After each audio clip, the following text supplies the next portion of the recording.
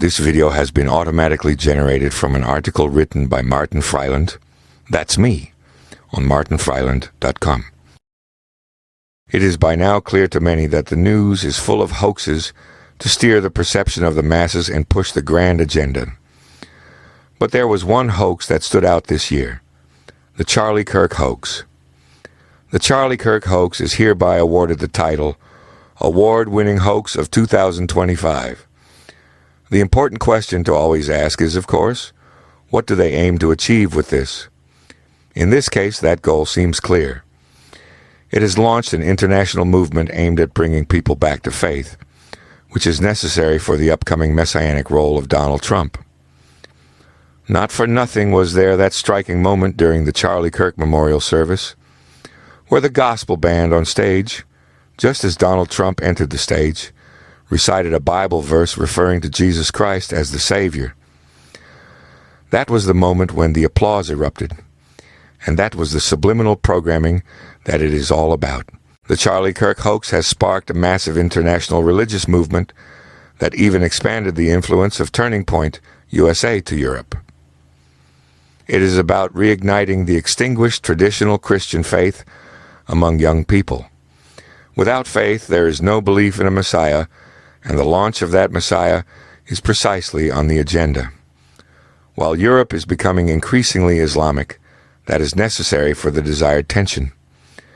To get that tension to the right amperage, the stagnant Western Christian tradition must be rekindled. Religious conviction leads to militancy, and militancy is needed for that tension. A battery without charge does not provide power. The reason why the Charlie Kirk hoax was the most clear hoax of the year. 2025 is actually quite simple. It is on video. In the article on my website, you can find the video that clearly shows that Charlie Kirk did not die from a gunshot to the neck, but that a squib was used. A squib is a pressure tank with fake blood hidden under a silicone mask through a tube. This video provides an example of that. At the moment the sound of the shot is heard, you see Charlie Kirk's face inflate like a balloon. This is especially visible in slow motion.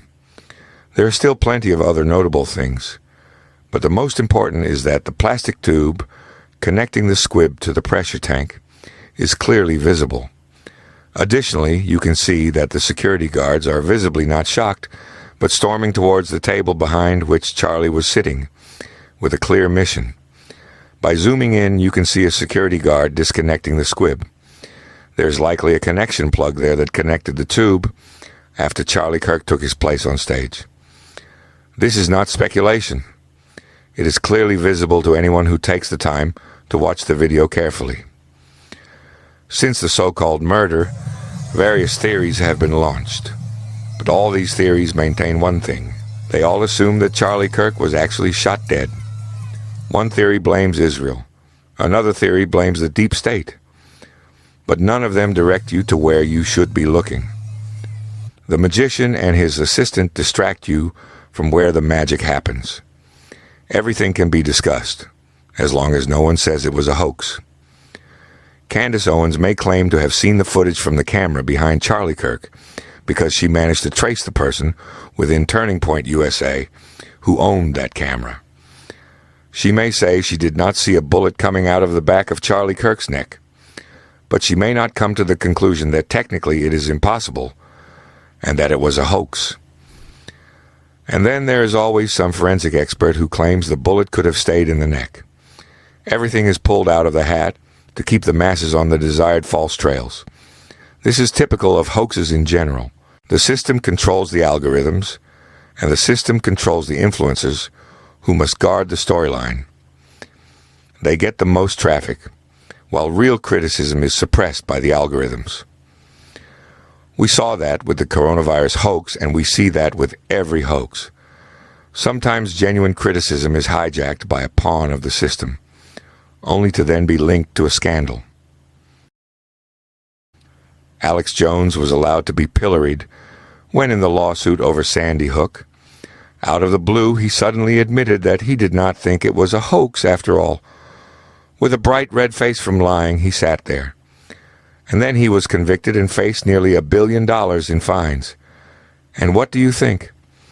After the necessary crocodile tears, drama, and acting, Alex Jones is still sitting in the InfoWars chair. It was all meant to kill the idea of a hoax. The entire alternative media may claim something is a false flag, but never that something is a hoax. That is how you deal with controlled opposition. Anyone who dares to do so and sticks to their guns is thwarted by the algorithms, gets the social media army on their back, who will start cursing and bashing, and is attacked through heuristic dialectic and the massive use of bots. I have experienced this firsthand since I started writing in 2012, and all stops were pulled to discredit me. Nevertheless, it is important to keep speaking the truth. The truth is not a point of view. The truth is absolute. Perception management, influencers, algorithms, and bots may try to distract from the truth or make you look elsewhere, but the truth is and remains absolute. Something is true or it is not.